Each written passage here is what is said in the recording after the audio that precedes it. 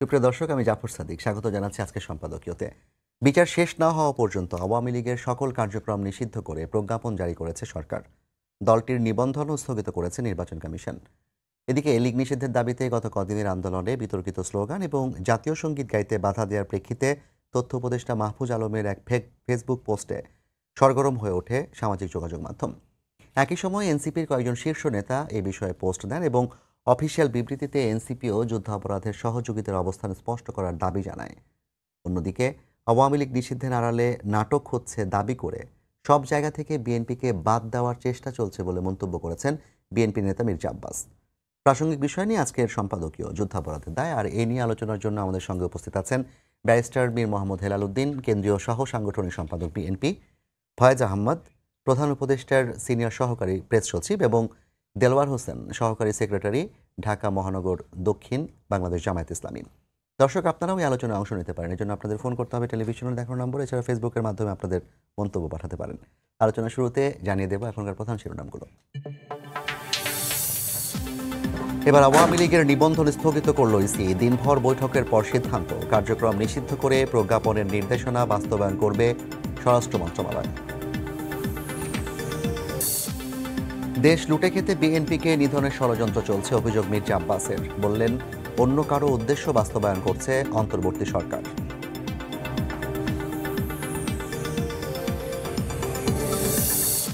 স্বাস্থ্যসেবার মান উন্নয়নে একে অপরকে দোষারোপ নয়, গাফিলতি বন্ধের নির্দেশ প্রধান উপদেষ্টার। আগের আমলের সব ভুলে সিভিল সার্জনদের নতুন উদ্যমে কাজ করার আহ্বান। এবং দুবাইয়ের সাবেক আইজিপি বেনজির পত্নীর 2টি ফ্ল্যাট জব্দের আদেশ। 15 বছরে বিদ্যুৎ খাতে হরিলুটের অভিযোগ। 172 কেন্দ্রের তথ্যের খোঁজে বিভিন্ন দপ্তরে দুদকের চিঠি।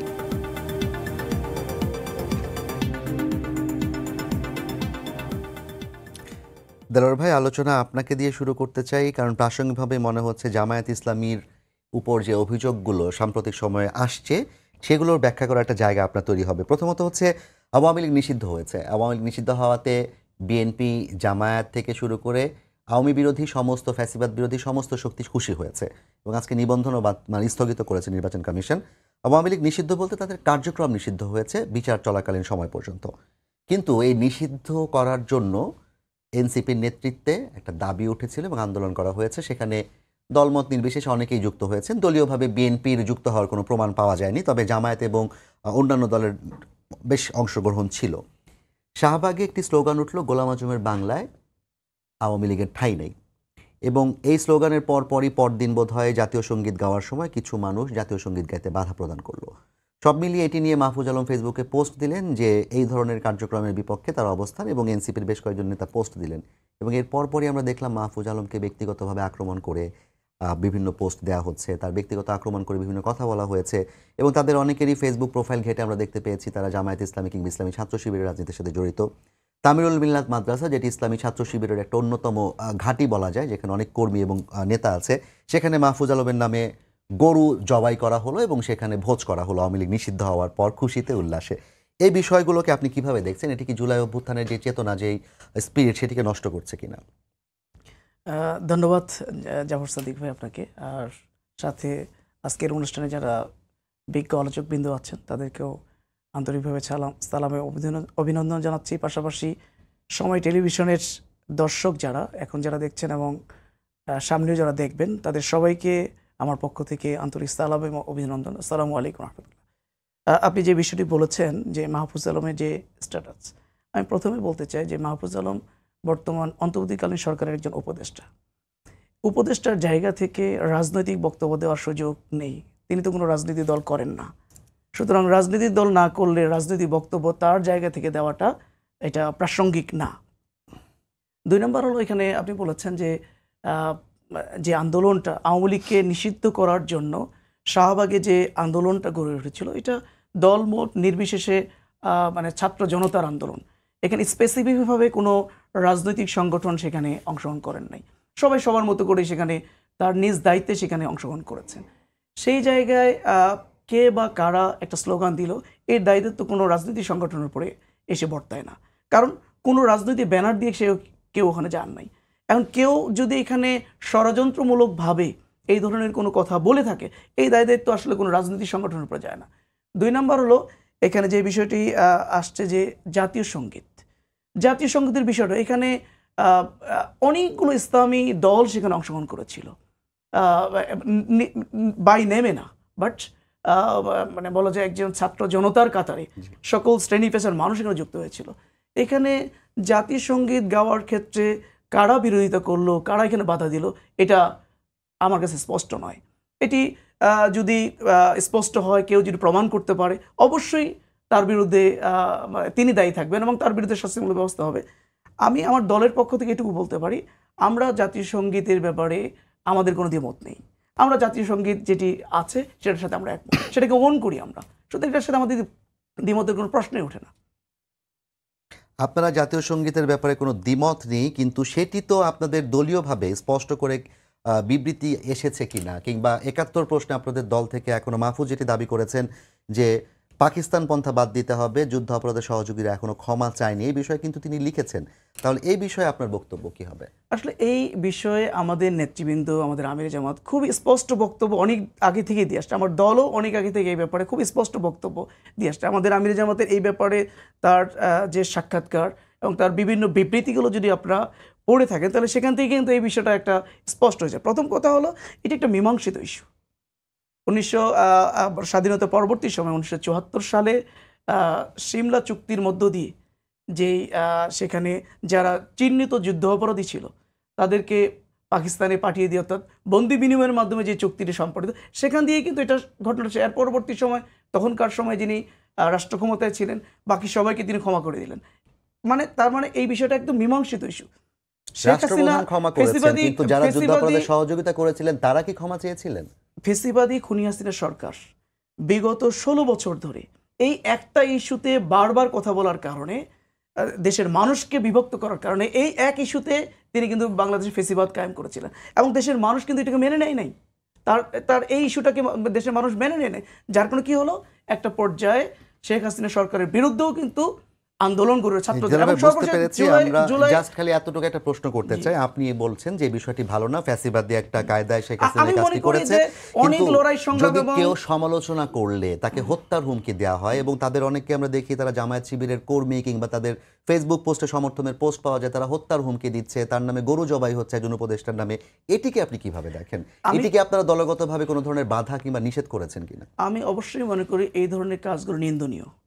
ফেসবুকে অনলাইনে কে কিভাবে লিখছেন, তাদের আইডেন্টিফিকেশনটা কি, এটা মানে করাটা, নিশ্চিত করাটা খুবই কঠিন। যার কারণে এটা কে করছেন, এটা গভর্নমেন্টের দায়িত্ব বা আইন শৃঙ্খলা নিয়োজিত যারা দায়িত্বে আছেন তাদের দায়িত্ব হলো কারা এটি করছেন সেটা খুঁজে বের করা। বাট আমি মনে করি এই ধরনের কাজগুলো নিন্দনীয়। আমি মনে করি এর সাথে একটু যুক্ত করি, আজকে যারা এই ধরনের বক্তব্য দিচ্ছেন, আবার সেই অনেক আগের যে ইস্যুটি মীমাংসিত ইস্যু, যে ইস্যুতে কথা বলার কারণে যে ইস্যুটা নিয়ে ফেসিবাদের কায়েম হয়েছিল, সেই একই ইস্যু যদি আবার নতুন করে তোলা হয়, তাহলে যে এত রক্তক্ষয়ী আন্দোলনের মধ্য দিয়ে, জীবনের বিনিময়ে, ত্যাগের বিনিময়ে আমরা যে নতুন একটি বাংলাদেশ পেলাম, আবার নতুন করে বাংলাদেশের স্বপ্ন আমরা দেখছি, এটা কিন্তু ভুলুণ্ঠিত হবে। জি, আমি মনে করি কেউ ষড়যন্ত্রমূলকভাবে পরাজিত আওয়ামী লীগ শক্তি এই কাজটা করা। ধন্যবাদ দেলোয়ার ভাই আপনাকে। ফয়েজ আহমেদ, আপনার কাছে আসতে চাই। যেটি দেলোয়ার ভাই বললেন যে উপদেষ্টার জায়গা থেকে তিনি যে স্ট্যাটাসগুলো দিয়েছেন সেটিকে তিনি রাজনৈতিক বলে অভিহিত করতে চাচ্ছেন। আপনার কাছে কি মনে হয়, এগুলো কি আসলে রাজনৈতিক বক্তব্য, নাকি এটি তার ব্যক্তিগত একটা অবস্থান, যেটি কিনা ৭১ এবং ২৪কে মুখোমুখি দাঁড় করানোর যে প্রয়াসটি চলছিল মাঝে আমরা দেখেছিলাম, তার বিরুদ্ধে তার একটা প্রতিবাদ? জি, আপনাকে ধন্যবাদ। সহ-আলোচকদের শুভেচ্ছা, যারা দেখছেন তাদেরও শুভেচ্ছা। প্রথম কথা হচ্ছে যে একজন উপদেষ্টা কি ব্যক্তিগত প্ল্যাটফর্ম থেকে, ওনার ফেসবুক হ্যান্ডেল বা সোশ্যাল মিডিয়া হ্যান্ডেল থেকে কী ধরনের বক্তব্য বিবৃতি দিবেন, এটা একান্তই তার ব্যক্তিগত বিষয়। সেই ব্যক্তিগত বিষয়টি নিয়ে অন্তত আমার পক্ষে কোনো মন্তব্য করা উচিত নয়, এই কারণে আমি প্রধান উপদেষ্টার প্রেস উইংয়ে কাজ করি। সুতরাং ওই এরিয়াটাই বেসিক্যালি আমার নয়। তারপরেও আপনার যে বিষয়টি সরকারের সিদ্ধান্ত, সেটা প্রপার ওয়েতেই সরকারের সিদ্ধান্ত সরকারের চ্যানেলেই জানানো হয়, বা যে বক্তব্যটি সরকারের, সে বক্তব্যটি যথাযথ নিয়ম মেনেই সরকারের পদ্ধতি অনুযায়ী জানানো হয়। এর বাইরে উপদেষ্টাদের ব্যক্তিগত অপিনিয়ন থাকতে পারে। আর একটা সাধারণ জায়গা থেকে আমি যদি বলি, সেটা হচ্ছে অভ্যুত্থান পরবর্তী যে সরকার, এই সরকারের যে উপদেষ্টা পরিষদ, এটি একটি মিশ্র ধারণার উপদেষ্টা পরিষদ, এটি একটি পরিস্থিতির সরকার। এখানে এই সরকারের যারা দায়িত্ব পালন করছেন তারা কেউই সরাসরি রাজনীতির সঙ্গে জড়িত নয়, রাজনীতিবিদ নয়। সুতরাং তাদের ব্যক্তিগত কারো যদি কোনো অবস্থান থেকে থাকে, এটা তার একান্ত ব্যক্তিগত, সেটা সরকারের নয়। এখন আপনি যে কথাটা বলছেন যে ৭১ এবং ২৪কে মুখোমুখি দাঁড় করানোর চেষ্টা, এই ৭১ এবং ২৪কে মুখোমুখি দাঁড় করানোর চেষ্টাটা কিন্তু আজ নয়। আমরা এটা যখন ২০২৪ সালের জুলাইয়ে ছাত্র জনতার আন্দোলন চলছিল, সে সময় নির্বিচারে নিরস্ত্র মানুষের উপরে যখন ফ্যাসিবাদী হাসিনা তার নির্দেশে তার বাহিনী, তার সরকারি বাহিনী এবং তার দলীয় বাহিনী নির্বিচারে গুলি করছিল, সে সময় এটাকে জাস্টিফাই করার চেষ্টা করেছে যে এরা স্বাধীনতা বিরোধী শক্তি হিসেবে। এই তকমাটা লাগিয়ে দিয়ে মানুষ হত্যার এক ধরনের লাইসেন্স তারা নিতে চেয়েছিল, হত্যা করেছিল। সো ৭১ এবং ২৪কে যারা মুখোমুখি দাঁড় করানোর চেষ্টা করবেন বা চেষ্টা করেন, তাদের অভিপ্রায়টা পরিষ্কার, তারা কি করতে চান আসলে। ৭১-এ বাংলাদেশের মহান মুক্তিযুদ্ধের মধ্য দিয়ে যে স্বাধীনতার অর্জন, সেই স্বাধীনতা কোনো অর্থেই এই কারণে অর্জিত হয়নি যে কেউ নির্বিচারে গুম করবে, হত্যা করবে, খুন করবে, বিনা ভোটে রাষ্ট্র ক্ষমতা দখল করে রাখবে, মানুষের ভোটাধিকার বঞ্চিত করবে। এই সবগুলি ঘটনার প্রেক্ষাপটেই কিন্তু জনবিস্ফোরণ, যেটা সেই জনবিস্ফোরণের যে আউটকাম, সেটা হচ্ছে ২০২৪ সালের ৫ আগস্ট। সো ৫ আগস্ট যেই ফ্যাসিবাদী শক্তি পালিয়ে গেছে, তাদের হয়তো ফ্যাসিবাদী জননী, উনি হয়তো দেশ ত্যাগ করেছেন, দেশ ত্যাগ করে উনি যেখানে অবস্থান করছেন সেখানে গিয়ে তিনি থেমে নেই, নানানভাবে ঘৃণার উদ্গীরণ করছেন উনি। এখানে আমাদের সোসাইটিতে কিভাবে বিভক্তি তৈরি করা যায়, তার বাহিনী এখানে নানান প্ল্যাটফর্মে তৎপর। সো এই তৎপরতারই একটা অংশ হচ্ছে ২৪ এবং ৭১কে মুখোমুখি দাঁড় করানোর। আমরা মনে করি ২৪ ৭১-এর পরিপূরক।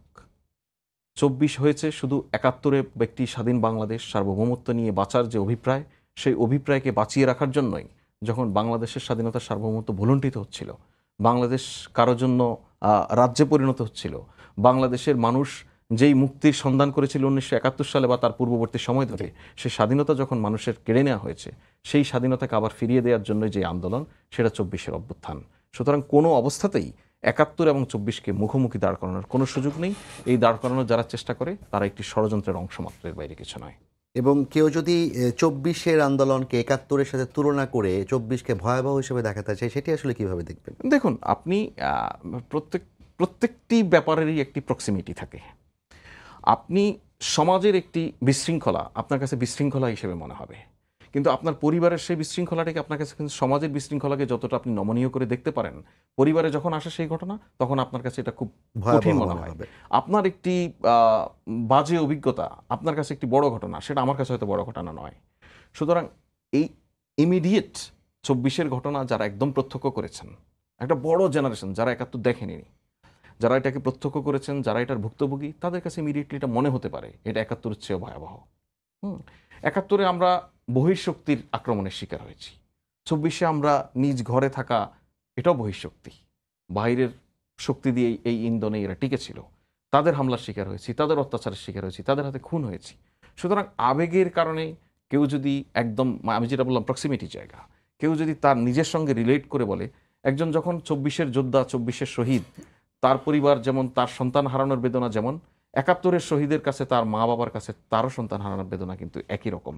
সুতরাং কোনো মা, কোনো বাবা যদি এই সময়ে এসে বলে যে এইটা আরো ভয়াবহ ছিল, তাহলে আপনি কোনো জায়গায় আপনি তুলনা করেন না। আপনি ১৯৭১ সালের মহান মুক্তিযুদ্ধের সময় কিন্তু বাংলাদেশের থানা পুলিশগুলি বন্ধ হয়ে যায়নি, এ সময় বন্ধ হয়েছে ২৪-এ এসে। এটা একটা ঐতিহাসিক ঘটনা। সুতরাং আমরা এখানে রাষ্ট্রের সকল বাহিনীকে কিভাবে ব্যবহার করেছি নিজ দেশের নিরস্ত্র মানুষের বিরুদ্ধে। সুতরাং কোনো জায়গায় যদি আমি পয়েন্ট টু পয়েন্ট ধরে তুলনা করি, কোনো জায়গা তো ২৪-এ এসে শেখ হাসিনার ফ্যাসিবাদী আচরণ, ৭১-এর যে পাকিস্তানি হানাদার বাহিনীর আক্রমণ, সেটাকেও ছাড়িয়ে গেছে না। সুতরাং এই জায়গা থেকে কেউ যদি তার একদম নিজের উপলব্ধির জায়গা থেকে, সন্তান হারানোর জায়গা থেকে, একজন মা যদি এই কথাটা বলেন, একজন ভাই যদি এই কথাটা বলেন, সেটাকে আপনি খুব বেশি আবেগের জায়গা থেকে উপেক্ষা করতে পারবেন না।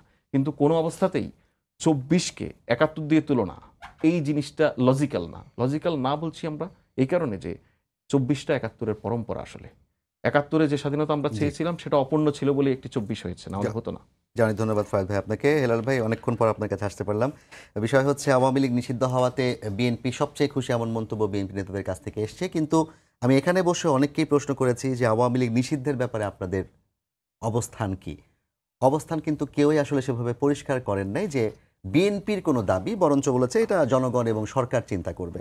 এখন এই পর্যায়ে এসে বিএনপি দাবি করেছে যে আওয়ামী লীগ নিষিদ্ধটা তাদের একটা বড় অর্জন এবং মির্জা ফখরুল ইসলাম আলমগীর, মির্জা আব্বাস থেকে সবাই এটি করেছে। আজকে মির্জা আব্বাস সাহেব যে একটা ইন্টারেস্টিং দাবি করেছেন যে বিএনপিকে সব জায়গা থেকে বাদ দেওয়ার একটা প্রচেষ্টা চলছে। আওয়ামী লীগ নিষিদ্ধের এই সময় এসে হঠাৎ করে মির্জা আব্বাস সাহেবের এই উক্তির কারণটি কি মনে হয়? আপনাকে ধন্যবাদ, বিজ্ঞ সহ-আলোচকদেরকে অভিনন্দন এবং শুভেচ্ছা, এবং দর্শকদেরকে শুভেচ্ছা। মির্জা আব্বাস সাহেব যা বলেছেন এটা ওনার ব্যক্তিগত মতামত। এটা উনি কী উদ্দেশ্যে বলেছেন এটা হয়তো উনি সবচেয়ে বেশি এক্সপ্লেন করতে পারবেন। তবে আপনি একটা কথা বললেন যে আওয়ামী লীগের ব্যাপারে বিএনপি সিদ্ধান্ত কী ছিল। বিএনপি সিদ্ধান্ত খুব পরিষ্কার ছিল, এবং বিএনপি এটা লিখিতভাবেও সরকারকে জানিয়েছে যে আওয়ামী লীগের যেহেতু আইসিটি থেকে একটি ধারা বাদ দেওয়া হয়েছিল, দলীয়ভাবে কোনো বিচার হবে না, তাহলে যেটা নেক্সট স্টেপ আমাদের লোকাল প্রচলিত আইনে যেটা ব্যবস্থা ছিল যে দোষীদের অতি শীঘ্রই বিচারের আওতায় আনা বা আইনের আওতায় আনা এবং বিচার কার্যক্রমটাকে দৃশ্যমান করা। জি, ইনভেস্টিগেশন হচ্ছে, ওটা খুবই স্বাভাবিক, ইনভেস্টিগেশন হবে, কারণ দেশটা এমন একটা পরিস্থিতি দিয়ে গেছে, এখানে সব কিছু গুছিয়ে ইনভেস্টিগেশনটা শুরু করতেও তো it's a matter of time এবং লজিস্টিক্সের একটা ব্যাপার। তো দোষীদের বিচার এবং শেখ হাসিনা সহ তাদের যারা এই হত্যাকারী বলবো ওনাদেরকে, দুর্নীতিবাজ তো বটেই, এই হত্যাকারীদের বিচারের ব্যাপারে বাংলাদেশ শুধু বিএনপি কেন, বাংলাদেশের কোনো নাগরিক এখানে কোনো সময় দ্বিমত ছিল সেটা তো বলা যাবে না। তবে একটা রাজনৈতিক দল হিসেবে আমরা আইন বহির্ভূত কোনো আবেগী বক্তব্য তো বিএনপির মতো একটি দলের পক্ষে দেওয়াটা সম্ভব না। এখন যখন তারা আইন পরিবর্তন করেছে এবং সেই আইনের আওতায় এসে প্রথমে তাদের কার্যক্রম স্থগিত করেছে এবং পরবর্তীতে নির্বাচন কমিশন ওনাদের নিবন্ধন স্থগিত করেছে। আপনাদের এই টক শোতেই কিন্তু আমি এই প্রস্তাবটা, তখন এনসিপির কোনো এক নেতৃবৃন্দ ছিলেন আমার সাথে, আমি একই কথাই বলেছিলাম যে এটা তো আসলে আমরা চাইলেই হবে না, বা এখন কোর্টে গেলেও কোর্ট বলবে যে এখানে তো আইনটা নাই, আমি কিভাবে এটা করব। তো এখন যে প্রসেসটা করেছে আমার মনে হয় এটা সঠিক প্রক্রিয়া, এবং এটাতে সরকারও বিতর্কিত হবে না আমাদের কারণ আমাদের সব কিছু কিন্তু কেউ না কেউ মনিটর করছে। তো এই যেই আমাদের ডেভেলপমেন্ট পার্টনার্সগুলো যেখানে আছে, এদের সাথেও তো আমাদের কিছু যেহেতু বাণিজ্যিক সম্পর্ক আছে, আমাদের এদের সাথে অনেক কিছু আলাপ আলোচনা করছে এবং করতে হচ্ছে। জি, তো সেই ক্ষেত্রেও আমাদের দেশের যে আইনের কাঠামোর মধ্যে যখন একটা কাজ হয় সেটা নিয়ে বিতর্ক থাকে না। আমি একটা জিনিস একটু সাপ্লিমেন্ট করি, ৭১ এবং ২৪ এই কথাটা কিন্তু আসলে খুবই বিব্রতকর, এবং এটা আমার মনে হয় না যে এই কথাটা কোনো মতেই আসা উচিত। তা আসছে কেন আমি যদি একটু বলি, এটা অপ্রিয় কথা কিন্তু এটা আমার একটু বলতে হবে। এই যে একটা খসড়া দিল, খসড়ার মধ্যে লিখলো মহান মুক্তিযুদ্ধের ৭১ এবং ২৪-এর, এবং ২৪ এখানে আসতে এইভাবে পারে না, ৭১-এর সাথে সাথে ওটা যদি আনতে হয়, গণঅভ্যুত্থান আরও হয়েছে, ৯০-এর গণঅভ্যুত্থান হয়েছে, ৭৫-এর সিপাহি বিপ্লব হয়েছে, ৭১টাকে ৭১-এর জায়গায় রাখতে হবে। আমাদের আবেগ কিন্তু ৭১কে ছোট করতে পারে। আমরা ৭১ দেখিনি, কিন্তু ৭১ সম্পর্কে আমরা কেউ জানি না। জি, এই কথা বলাটা তো সমীচীন হবে না। এই যে একটা মনে করেন প্রাপ্তবয়স্কই ধরি, যারা এর চেয়ে ১৮ নিচে, এদেরকে তো আর আমরা ওইভাবে করে জবাব দিতে আওতাতে পারবো। বাট ১৮ ঊর্ধ্ব যে কোনো ব্যক্তি বাংলাদেশের স্বাধীনতা ইতিহাস জানে না, ৩০ লক্ষ শহীদের ইতিহাসের কথা জানে না, কত মানুষের সম্ভ্রমহানি হয়েছে জানে না, কী ধরনের নৃশংসতা হয়েছে জানে না। এইটা আমার কাছে খুব একটা গ্রহণযোগ্য লজিক আমার মনে হয় না। আমার মনে হয় ৭১ is the single most important event in the history of Bangladesh, যেখানে বাংলাদেশ নামক একটা দেশের জন্ম হয়েছে। পরবর্তীতে আই এগ্রি যে এইটারই স্পিরিটটা, চেতনা শব্দটা তো ধ্বংস হয়ে গেছে, ওটা ইউজ করতেও খারাপ লাগছে। তো ৭১-এর আমাদের যেই কারণে আমাদের লক্ষ লক্ষ শহীদের রক্তের বিনিময়ে যে স্বাধীনতা অর্জিত হয়েছিল, যে স্পিরিটটা ছিল, এটা বাংলাদেশের ধারাবাহিকভাবে কিন্তু বিভিন্ন দল, জনগণ একসাথে, ছাত্ররা সহ মিলে অভ্যুত্থান করেছে। এরশাদের স্বৈরাচার পতন হয়েছে, ফ্যাসিস্ট হাসিনারও পতন হয়েছে। যুগে যুগে কালের সাথে সাথে ফ্যাসিজমের অত্যাচার এবং নৃশংসতার মাপটা বেড়েছে, কিন্তু ইকুয়েট করাটা এটা খুবই অন্যায় হবে। ৭১ সবসময় ৭১ থাকবে। অবশ্যই ২৪-এর যে গণঅভ্যুত্থান, এটি বাংলাদেশের ইতিহাসে অত্যন্ত গুরুত্বপূর্ণ একটি দিবস এবং একটি অধ্যায় হয়ে থাকবে, এবং এটি আমাদের পুরো জাতির জন্য একটি গৌরবময় অধ্যায়, কারণ পুরো জাতিটা একটা পয়েন্টে একত্রিত হয়েছে এবং একমত হয়েছে। কিন্তু পরবর্তী সময়ে যেটা আমরা দেখছি, খুবই তুচ্ছ কিছু বিষয় নিয়ে এই যে ৭১-এর যে স্পিরিটটা ছিল, পুরো বাংলাদেশ একমত। এখন আমার কেন জানি মনে হচ্ছে যে পুরো বাংলাদেশি সবাই যে যার মতো করে একটি মতবিরোধে বা মত পার্থক্যে যাচ্ছে, যেখানে আসলে আমি যদি ডিপলি চিন্তা করি, এখানে কিন্তু সবার লক্ষ্য একটি সুন্দর হেলাল ভাই, আমাদের গণতান্ত্রিক সময় বাংলাদেশ যেহেতু একটু প্রতিষ্ঠা কম, করা। আমি আপনাকে আরেকটা প্রশ্ন করতে চাই। যেহেতু আপনি বললেন যে ৭১ আমাদের জীবনে একটা অন্যতম গুরুত্বপূর্ণ ঘটনা, সিঙ্গেল মোস্ট, এবং ২৪ সালে যে অপরাধ আওয়ামী লীগ করেছে তার দায় আওয়ামী লীগের সন্ত্রাসী কার্যক্রম এবং তারা যে গুম খুন হত্যা নির্যাতন লুণ্ঠন করেছে, এবং ২০০৯ সাল থেকে টানা হয়েছে। আওয়ামী লীগের আগের আমলগুলোকে কিন্তু এই প্রজ্ঞাপনে টানা হয়নি। তাহলে ৯ থেকে ২৪ পর্যন্ত আওয়ামী লীগের অপরাধের কারণে আওয়ামী লীগের কার্যক্রম নিষিদ্ধ করলাম। তাহলে কেউ কেউ প্রশ্ন করছেন, এবং রাজনৈতিক দলের কোনো নেতাও প্রশ্ন করছেন, সম্ভবত বিপ্লবী ওয়ার্কার্স পার্টি সাইফুল হকও প্রশ্ন করেছেন, যে যদি আওয়ামী লীগের কার্যক্রম নিষিদ্ধ হয় এই অপরাধের কারণে, গুম খুন নির্যাতনের কারণে, জামায়াত ইসলামীর কার্যক্রমের ব্যাপারে আমরা কি সিদ্ধান্ত নিব? এই বিষয়ে আসলে বিএনপির অবস্থান কি? জামায়াত ইসলামী বাংলাদেশের তো এখনো নিবন্ধন পুনর্বহাল হয়েছে কিনা আমি এখনো শিওর না, মনে হয় না এখন পর্যন্ত।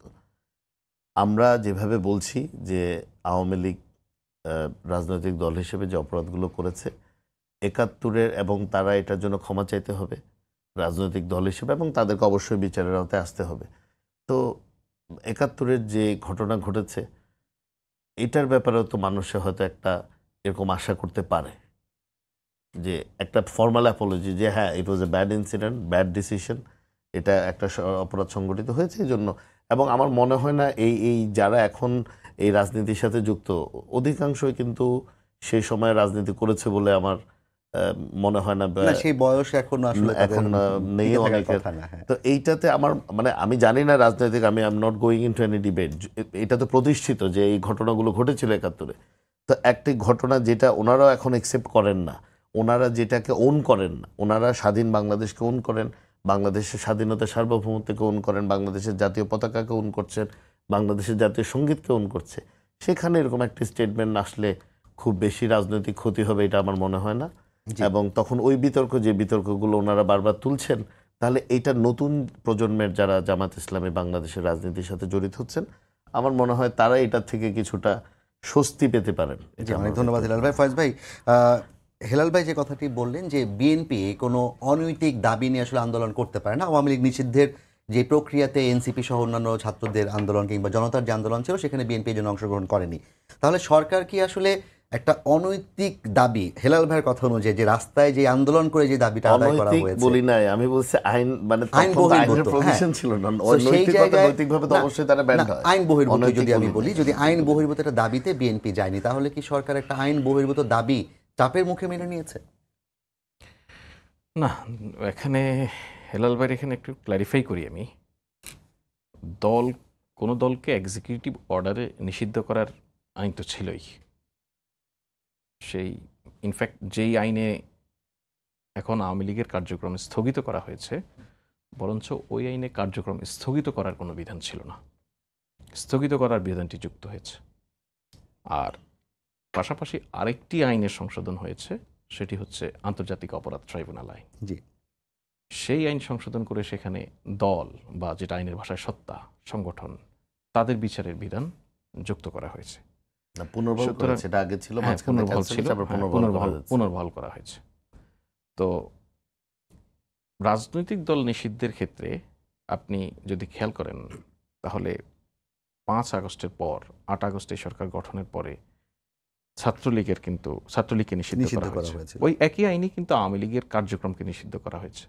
সো আইনে ছিল না যে কার্যক্রম নিষিদ্ধ করা যায়। সরকারের দিক থেকে যে জিনিসটা সরকার আইডিয়ালি করার চেষ্টা করেছে, সেটা হচ্ছে যে যেহেতু বিচার প্রক্রিয়ার মধ্যে আওয়ামী লীগকে বা একটি দলকে বিচারের সুযোগ সৃষ্টি হয়েছে, জি, সেহেতু সবচেয়ে বড় আউটকাম ওটাই হবে যদি আদালতের মধ্য দিয়ে কোনো সিদ্ধান্ত আসে, বিচারিক প্রক্রিয়ার মধ্য দিয়ে যদি কোনো সিদ্ধান্ত আসে। কিন্তু সেই সিদ্ধান্ত আসার আগ পর্যন্ত আওয়ামী লীগ নামক এই সন্ত্রাসী সংগঠনটির কি হবে আসলে? সাক্ষীদের নিরাপত্তার ইস্যু যাচ্ছে। যেই আওয়ামী লীগ প্রতিনিয়ত হত্যার হুমকি দিচ্ছে, যে আওয়ামী লীগ আওয়ামী লীগের ফেসিবাদের জননী, জাতিসংঘ স্বীকৃত খুনি শেখ হাসিনা বিদেশে পালিয়ে থেকে সেখান থেকে অডিওতে বলছেন যে 237 জন বা 73 জন এরকম হত্যার লাইসেন্স লাইসেন্স ওনার আছে। একদম মানে পরিষ্কার হত্যার হুমকি। কিন্তু যে আওয়ামী লীগের নেতারা বলছেন যে যেই দেশে দিনের বেলায় আওয়ামী লীগ থাকতে পারবে না, সেই দেশে রাতের বেলায় মানুষকে ঘুমোতে দেব না। আমরা দেখেছি কিন্তু আওয়ামী লীগের মানুষ এদেশের মানুষকে রাতের বেলা ঘুমোতে কতটা ডিস্টার্ব করেছে। সর্বশেষ উইপন হিসেবে ব্যবহার করেছে নানান ধরনের গুজব, বিভিন্ন জায়গায় হামলা, ডাকাতির নাটক, অনেক কিছু তো করেছে। তো গুজব ছড়িয়ে পর্যন্ত মানুষকে মানে শঙ্কিত করে তুলেছে আওয়ামী লীগ। সুতরাং একটি দল যখন সিদ্ধান্ত নিয়ে নেয় সে হত্যা করবে, একটি দল যখন সিদ্ধান্ত নিয়ে নেয় যে এই দেশের মানুষকে সে ঘুমোতে শান্তিতে দিতে থাকতে পারবে দেবে না, না। শান্তিতে, তার মানে ওই দলের বিষয়ে আপনার ইমিডিয়েট একটা অ্যাকশনের মধ্যে দিয়ে যেতে হবে, যেখানে আমার বিচার প্রক্রিয়াকে বিঘ্নিত করার একটা প্রচেষ্টা তাদের মধ্যে রয়েছে। সেখানে অবশ্যই যে অন্তত বিচার শেষ হওয়ার আগ পর্যন্ত তাদের কার্যক্রম স্থগিত রাখা একটি প্রক্রিয়া, যেই প্রক্রিয়া আপনার আইনি সুযোগ সৃষ্টি করে।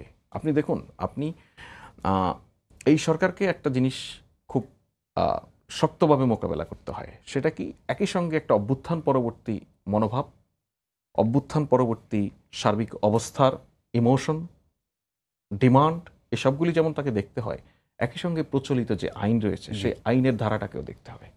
সুতরাং আপনি আওয়ামী লীগ সন্ত্রাসী সংগঠন, সন্ত্রাসী কার্যক্রম করছে, এটা যেমন সত্য। আওয়ামী লীগ যে হুটহাট করে চোরাগুপ্তা হামলা করছে, হুটহাট করে বিভিন্ন জায়গায় মিছিল বের করছে, আপনি হুট করে একজনকে ধরে ফেলতে পারেন না মিছিলের অপরাধে।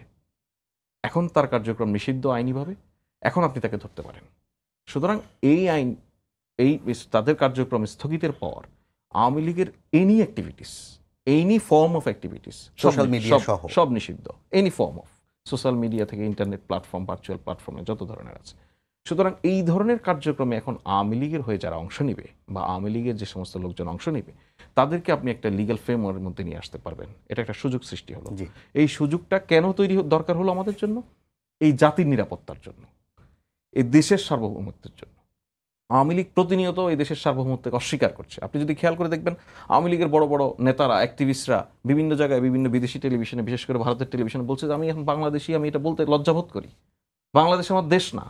তার মানে কি? আপনি দেখুন, যতদিন এই দেশটাকে লুটে পুটে খেতে পেরেছে, যতদিন এই দেশের নিরস্ত্র নিরীহ মানুষকে আয়না ঘরে নিয়ে বন্দি করে রাখতে পেরেছে, যতদিন এই দেশের ব্যাংকিং সেক্টর টোটাল ইকোনমিকে কলাপস করে দিতে পেরেছে, নিজেরা ফুলে ফেপে অনেক বড় হতে পেরেছে, ততদিন এই দেশটা ওনাদের ছিল। ফয়েজ ভাই, আমাদের সময় একদম শেষ। আমি একটু দেলোয়ার ভাইকে যেতে চাই। দেলোয়ার ভাই, আপনি একটু বলবেন, যেটি হেলাল ভাই বললেন যে ক্ষমা চাওয়ার একটা বিষয় প্রাতিষ্ঠানিকভাবে এবং দলীয়ভাবে, আরেকটি ইস্যু হচ্ছে আপনাদের দলের নিবন্ধন কিন্তু এখনো ফিরিয়ে দেওয়া হয়নি, 1 নম্বর। 2 নম্বর, আপনাদের একজন নেতা এটিএম আজহারুল ইসলামের সম্ভবত লিভ টু আপিলের শুনানি এই মাসে আছে এবং সেখানে বোধহয় একটা আপিলও করা হয়েছে যে আগের যে বিচারগুলো হয়েছে সেগুলোতে কোনো ধরনের ঘাটতি আছে কিনা সেটি যাতে দেখা হয়, এই বিষয়ে একটা আপিল করা হয়েছে। আপনারা কি মনে করেন যে আওয়ামী লীগ আপনাদেরকে নিষিদ্ধ করেছিল, তারা এখন নিষিদ্ধ হয়েছে, ভবিষ্যতে আবার এই হিস্ট্রি ফিরে আসার কোনো সুযোগ আছে? আমি প্রথমে মনে করি, আমি একজন তরুণ প্রজন্মের নেতা হিসেবে আমি 47কে ওন করি, আমি 52কে ওন করি, আমি 71কে ওন করি এবং আমি 24-এর এই আন্দোলনে যেহেতু আমি নিজে অংশগ্রহণ করেছিলাম, সুতরাং এটাকে তো ওন করতেই হবে এবং এটাকে আমি খুব ভালোভাবে একটু 2 মিনিট। আমার দলও কিন্তু একইভাবে 47কে ওন করে, 52কে ওন করে এবং স্বাধীনতা পরবর্তী সময়ে এদেশের স্বাধীনতাকে ওন করে, এদেশের জাতীয় পতাকাকে ওন করে, জাতীয় সঙ্গীতকে ওন করে এবং সকল গণতান্ত্রিক আন্দোলনে কিন্তু জামাত ইসলামী অংশগ্রহণ করেছে। শুধুমাত্র 14 এবং 24-এর নির্বাচন ব্যতীত প্রত্যেকটা গণতান্ত্রিক নির্বাচনে কিন্তু জামাত ইসলামী অংশগ্রহণ করেছে এবং একই সাথে এখানে গণতান্ত্রিক শক্তিগুলোর সাথে কাঁধে কাঁধ মিলিয়ে কিন্তু আন্দোলন করেছে। সুতরাং এই 71 ইস্যুতে আমাদের দল, আমাদের নেতৃবৃন্দ একাধিকবার স্পষ্ট করেছেন আমাদের অবস্থান, কিন্তু আপনাদের কর্মীরা সেটি মানতে চায় না কেন? নতুন করে আর স্পষ্ট করার বিষয় এখানে আমি মনে করি না নতুন করে। এখন বিষয় হলো যে এইখানে নতুন করে তারা এই বিষয়টা কেন আসছে।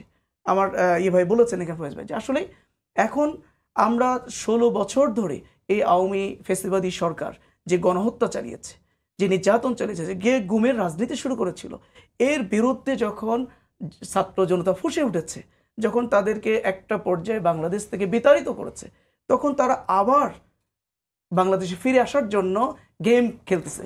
এই গেমের একটা পার্ট আমি মনে করি আজকে যারা আবার নতুন করে সেই ইস্যুটাকে সামনে নিয়ে আসছেন, তারা ফেসিবাদের সেই আচরণের প্রদর্শন করছে। সেটি কি আপনার দলের কর্মী হলেও তারা?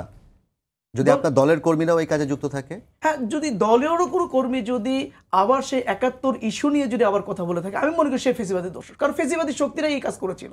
এই কাজ করে মূলত বাংলাদেশে ফেসিবাদ কায়েম করেছিল, হত্যা রাজনীতি শুরু করেছিল, গুমের রাজনীতি শুরু করেছিল। সুতরাং আজকে যখন সকল দল মত নির্বিশেষে নতুন বাংলাদেশকে গড়ে তোলার সময় এসেছে, তখন এই ধরনের আবার সেই পুরাতন একটা ইস্যু, যেটা মীমাংসিত ইস্যু, সেটা সামনে এসে আবার বাংলাদেশকে বিভক্ত করার সুযোগ নেই। জি দেলোয়ার ভাই, আপনাকে ধন্যবাদ। আমি একটু হেলাল ভাই সর্বশেষে 1 মিনিট আপনাকে দিতে চাই। আগামীর দিনে আসলে আওয়ামী লীগ ছাড়া যে রাজনীতির মাঠ, সেই রাজনীতির মাঠে আসলে আপনাদের সম্ভাবনা কেমন এবং ভবিষ্যৎ কি দেখছেন রাজনীতির? আমি রাজনৈতিক ভবিষ্যৎ বলতে আমি যেটি বলি, আমাদের কি সম্ভাবনা বা অন্য দলের কি সম্ভাবনা সেটা না। আমি যেটা একজন রাজনৈতিক কর্মী হিসেবে আশা করি, অভিপ্রায় আমার, প্রত্যাশা আমার বা প্রত্যয় আমার, সেটা হচ্ছে স্বাধীনভাবে বাংলাদেশের সবাই যেন নিজের মত প্রকাশের স্বাধীনতা পায়, আমরা যেন আমাদের দেশের স্বাধীনতা সার্বভৌমত্বকে সমুন্নত রাখতে পারি, এবং জাতি হিসেবে এবং রাজনৈতিক নেতাকর্মী যে দলের হই না কেন, জাতীয় স্বার্থ যেখানে সংশ্লিষ্ট, ন্যাশনাল ইন্টারেস্টের ব্যাপারে আমরা যেন সবাই একমতে আসতে পারি, সেই রাজনৈতিক ধারা যেন বাংলাদেশে প্রতিষ্ঠিত হয়, এটাই আমার একজন রাজনৈতিক কর্মী হিসেবে চাওয়া। অনেক ধন্যবাদ হেলাল ভাই। ফয়েজ ভাই, যদি আপনি কিছু বলতে চান 30 সেকেন্ডে। না, আমি মনে করি যে একটা বিষয় আপনারা যেটা আলোচনা করছেন বা নানানভাবে হচ্ছে যে রাজনৈতিক দলগুলি দ্বিধাবিভক্ত। দেখুন, 5 আগস্ট পরবর্তী বাংলাদেশের রাজনৈতিক প্রেক্ষাপট কিন্তু কমপ্লিটলি ভিন্ন। এখানে বিএনপি বলেন, জামাত বলেন, এনসিপি বলেন বা অন্যান্য পলিটিক্যাল পার্টিজ বলেন, তাদের নিজ নিজ রাজনৈতিক বয়ান আছে, রাজনৈতিক মতাদর্শ আছে, তাদের সুনির্দিষ্ট টার্গেট ভোটার আছে। সো সবাই তার নিজ নিজ উইনিংয়ের জন্য সবাই নিজ নিজ বয়ান নিয়ে সামনে হাজির হবে। কিন্তু এই রাজনীতিটাকে আমি খুবই ডেমোক্রেটিক দেখি। হ্যাঁ, এইটা কোনোভাবেই, আপনি আজকে বাংলাদেশের সার্বভৌমত্বের ইস্যুতে আসেন, বাংলাদেশের গ্রেটার ইন্টারেস্টের বিষয়, সবাই এক। আমরা কিন্তু রাজনীতিতে এই ঐক্যটাই চাই, যেখানে আমার দেশের মানচিত্র সবার কাছে নিরাপদ থাকবে। যে আমাদেরও প্রত্যাশা যে জাতি হিসেবে আমাদের যে অস্তিত্ব, আমাদের যে গৌরব, সেই গৌরবকে ধরে রেখে আমাদের আগামী রাজনীতিটি পরিচালিত হবে এবং জাতীয় ঐক্যের প্রশ্নে আসলে বাংলাদেশের রাজনীতিবিদ, সাধারণ জনতা কোনোভাবেই দ্বিধাবিভক্ত হবে না। এই প্রত্যাশা রেখে সবাইকে ধন্যবাদ জানিয়ে শেষ করছি আজকে সম্পাদকীয়। আগামীকাল আবারও দেখা হবে একই সময়। শুভরাত্রি।